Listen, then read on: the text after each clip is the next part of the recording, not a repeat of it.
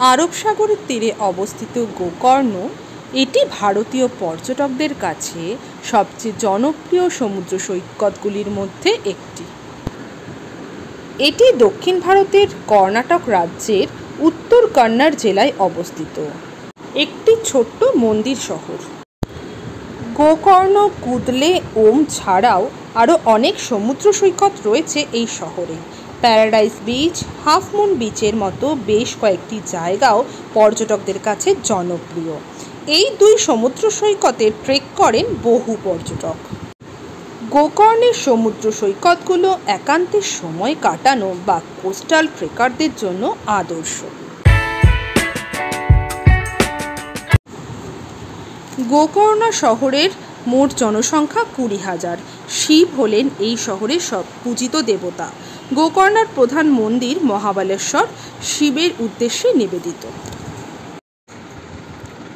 এইখানেই রয়েছে মহাবালেশ্বর মন্দির। আপনারা এলে অতি অবশ্যই মহাবালেশ্বর মন্দির দর্শন করে নেবেন। ভিড় থাকার কারণে আমরা মন্দিরে প্রবেশ করতে পারিনি, তবে এই মন্দির চত্বর একদম গোকর্ণ মেন বিচের ধারেই। মহাবালেশ্বর মন্দিরের ভিতরে এমন একটি স্থান রয়েছে যেটিকে কেউ কেউ প্রাচীনতম শিবলিঙ্গ বা আত্মলিঙ্গ হিসেবে বিশ্বাস করে। গোকর্ণ হিন্দু ধর্মের 7টি গুরুত্বপূর্ণ তীর্থস্থানের মধ্যে একটি অন্যতম।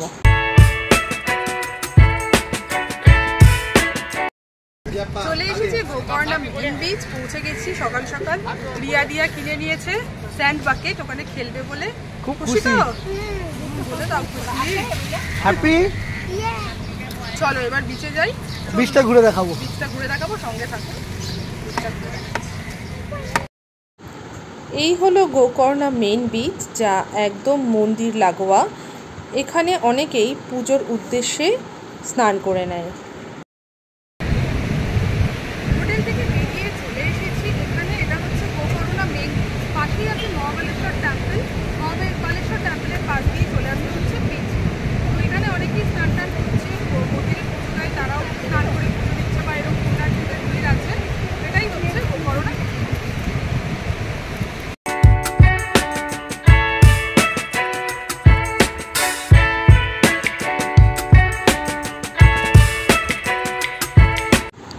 গোকর্ণায় বিভিন্ন জায়গায় বাইক রেন্ট পাওয়া যায়।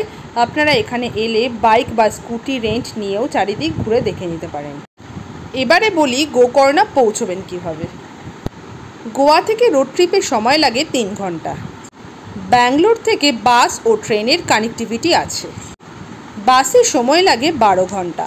ঠিক সন্ধ্যাবেলায় বাস ছাড়বে, পরদিন সকালেই পৌঁছে দেবে গোকর্ণ।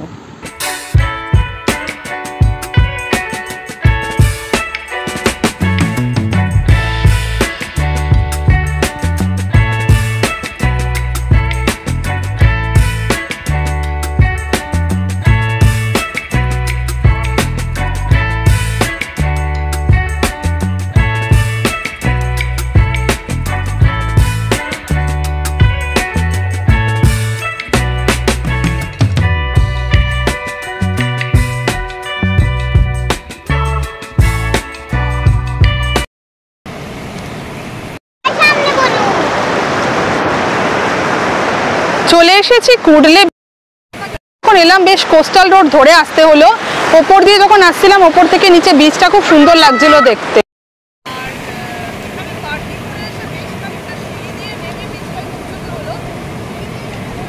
একটু নোংরা আছে, বাকি ওই জায়গাটা পেরিয়ে আসার পর বিচটা খুবই সুন্দর। একদম নিরিবিলি বিচ, সেরকম একটা ভিড় নেই। আর পেছনে ভিউ দেখতেই পাচ্ছেন, খুবই সুন্দর, ভালো লাগছে, বেশ ভালো লাগছে। বালুচর ধরে দক্ষিণ দিকে হাঁটা দিলে সমুদ্র তট গিয়ে মেশে পাহাড়ের সঙ্গে। আবার পাহাড় টপকালে আরেকটা সমুদ্র সৈকত, নাম কুদলে। এমন অনেক ছোট ছোট সমুদ্র সৈকত রয়েছে গোকর্ণ জুড়ে। সবচেয়ে জনপ্রিয় ওম সমুদ্র সৈকত। গোকর্ণের বাসস্ট্যান্ড থেকে মাত্র 7 কিলোমিটারের পথ এই ওম সমুদ্র সৈকত। ওমের বালুচর শেষ হয় কোনো এক পাহাড়ের কাছে গিয়ে। পাহাড় বেয়ে যদি ওপরে ওঠেন তাহলে দেখতে পাবেন নিচে আরব সাগর। চলে এসেছি ওম বিচ। এই হচ্ছে ওম বিচ, ফরেন বিচের থেকে কম কিছু নয়, এতটাই সুন্দর। তো আমরা ওপরে গাড়িটা পার্ক করে বেশ কিছুটা সিঁড়ি দিয়ে নিচে আসতে হয়েছে, পৌঁছে গেছি আমরা একদম ওম বিচের সামনে। তো এই বিচটা ওম শেপের, ওই জন্য মানে ওম শেপের বিচ, ওই জন্য এটার নাম ওম বিচ। দেখতেই পাচ্ছেন পেছনে প্রচুর ওয়াটার অ্যাক্টিভিটিস করানো হচ্ছে জলের মধ্যে। তাছাড়াও এখানে বসে থাকলেই সময়টা খুব সুন্দরভাবে কেটে যাবে। এই জায়গাটা সুন্দরভাবে বোল্ডার রয়েছে, এখানে বসে ছবি তোলা যায়। আমরা এসছি, ঘুরে নেব, আপনারা সঙ্গে থাকুন, দেখিয়ে দিচ্ছি। আমরা ভিজিট করছি ওম বিচ। গোকর্ণায় এসে যে 3টে বিচ ভিজিট করলাম, তার মধ্যে সবচেয়ে সুন্দর হচ্ছে এই ওম বিচ। তো আপনারা এলেও কিন্তু অতি অবশ্যই এই বিচ ভিজিট করবেন, মিস করবেন না, আপনারা আসবেন এইখানে।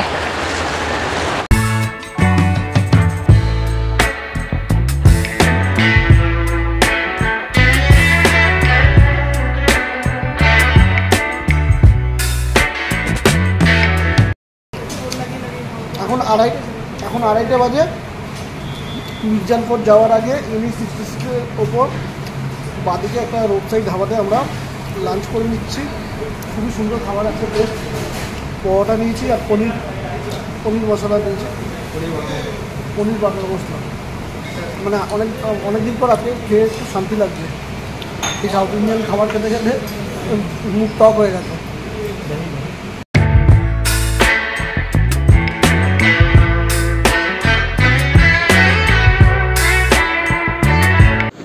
মির্জান ফোর্ট এর ইতিহাস জানতে চাইলে জানা যায় একজন রানী যিনি 54 বছর ধরে রাজত্ব করেছেন। 1552 থেকে 1606 এই সময়কালে রানী চেন্নাবাই দেবী এখানে শাসন করেছিলেন। তিনি টুলুভা সালুভা বংশের ছিলেন। বিজয়নগর সাম্রাজ্যের অধীনে এক রানী ছিলেন। এটি উত্তর কানাড়া ডিস্ট্রিক্টে অবস্থিত। উত্তর কানাড়া, দক্ষিণ কানাড়া ও দক্ষিণ গোয়া ছিল তার অধীনে। তিনি ছিলেন জৈন ধর্মাবলম্বী। নির্জন বন্দর দিয়ে সুরাটে মরিচ, লবণ এবং সুপারি এখান থেকে রপ্তানি করা হতো। গ্রেট সোপার মরিচ খুবই বিখ্যাত ছিল। এই অঞ্চলের আরও বিভিন্ন বন্দর থেকে, যেমন মালপে, মুন্নাভার, অঙ্কোলা ও কারোভার দিয়ে এই মরিচ যেত ইউরোপে। তাই পর্তুগিজরা তাকে মরিচের রানী উপাধি দেন। কালিকোটার যুদ্ধে যখন বিজয়নগর পরাজিত হয়, তখন তিনি দুর্গ থেকে শরাবতী নদীর মাঝে কোনো এক দ্বীপে আত্মগোপন করেন।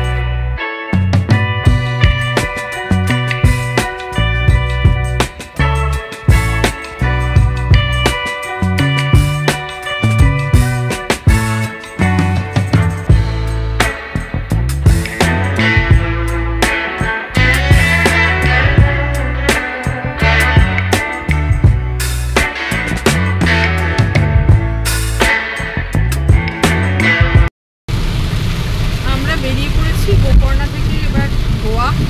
গোকর্ণার সব সাইট সিন আমাদের করা হয়ে গেছে। তো আমাদের মোটামুটি বেরোতে বেরোতে 4টে বেজে গেল। আর রাস্তায় প্রচণ্ড বৃষ্টি হচ্ছে, আপনাদের দেখিয়ে দিচ্ছি রাস্তার বৃষ্টি। প্রচণ্ড বৃষ্টি হচ্ছে রাস্তায়। গোকর্ণা থেকে গোয়ার দূরত্ব অ্যাপ্রক্স 200 কিলোমিটার। আমরা NH 66 ধরে সাউথ গোয়া হয়ে ঢুকবো নর্থ গোয়াতে। বেশ কিছুটা কোস্টাল রোড ধরে এবং বেশ কিছু ট্যানেল পেরিয়ে আমরা পৌঁছচ্ছি গোয়ার দিকে। এবারে আমরা কর্ণাটক ও গোয়ার বর্ডার ক্রস করছি।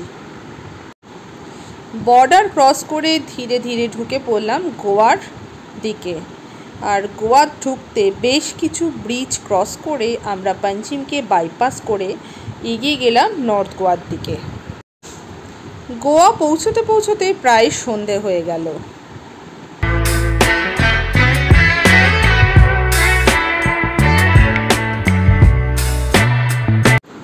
নর্থ গোয়া পৌঁছে আমরা বাগা বিচের কাছে মেন রোডের ওপরে ডেলমা গেস্ট হাউসে উঠেছিলাম। গেস্ট হাউসে পৌঁছে ফ্রেশ হয়ে আমরা বেরিয়ে পড়লাম বাগা বিচের টিটোস লেনটা ঘুরে দেখার জন্য। গোয়ার নাইট লাইফ সত্যি ভীষণ রঙিন আর ভীষণ অ্যাট্রাকটিভ। এই টিটোস লেনে দেখতে পেলাম প্রচুর ডিস্কো, বার, ম্যাসাজ পার্লার, স্পা সেন্টার। এখানে রাত্রির 10টা সাড়ে 10টাতেও মনে হচ্ছিল না যে রাত হয়ে গেছে। চারিদিকটা দেখে মনে হচ্ছিল সন্ধে 6টা কি 6:30 বাজে। এত লোকজনের সমাগম আর এত হইচই, এত লাইটিং সত্যি জায়গাটাকে একেবারে মাতিয়ে রেখেছে। তাই চারিপাশটা আমরা ঘুরে দেখছি, আপনাদেরও দেখাবো গোয়ার নাইট লাইফটা। হাঁটতে হাঁটতে পৌঁছে গেলাম বাগা বিচ। আর বাগা বিচ পৌঁছে দেখলাম এখানে প্রচুর শ্যাক রয়েছে। এই শ্যাকে ফুড ও ড্রিঙ্কস নিয়ে বসলে বেশ অনেকটা সময় কেটে যাবে। তবে ফুড ও ড্রিঙ্কস দুটোই বেশ কস্টলি। তবে তা সত্ত্বেও এখানে খানিকটা সময় কাটানোর জন্য যদি বসে পড়েন তাহলে আপনারা ফিল করবেন বিচের সুন্দর হাওয়া, সাথে সুন্দর মিউজিক, এত সুন্দর লাইটিং আর এত সুন্দর সিটিং অ্যারেঞ্জমেন্ট, সব কিছু মিলিয়ে জায়গাটি সত্যি এক অনবদ্য রূপ লাভ করেছে। তবে সারা রাত এত সুন্দরভাবে বিচের সাইডে বসে থাকা আর এত সুন্দর নাইট লাইফ এনজয় করতে হলে কিন্তু আপনাকে অবশ্যই গোয়া আসতেই হবে। এই রকম আপনি আর ইন্ডিয়ার অন্য কোথাও পাবেন না। আমরা এখন দাঁড়িয়ে আছি টিটোসের মূর্তির সামনে। টিটোস লেন শেষ হলেই এই মূর্তিটা দেখতে পাবেন। আর এই মূর্তির পিছন দিকেই রয়েছে সি বিচ। ঘুরতে ঘুরতে আমরা খানিক রিল্যাক্সেশনের জন্য ঢুকে পড়লাম একটি ফিশ স্পা সেন্টারে। অন্যান্য জায়গার থেকে বেশ অনেকটা কম টাকাতেই কিন্তু এখানে ফিশ স্পা করা যায়। তাই আপনারা এলে অবশ্যই এই স্পা করাবেন, আর বেশ অনেকটা সময় ধরে রিল্যাক্সেশনও হয়ে যাবে।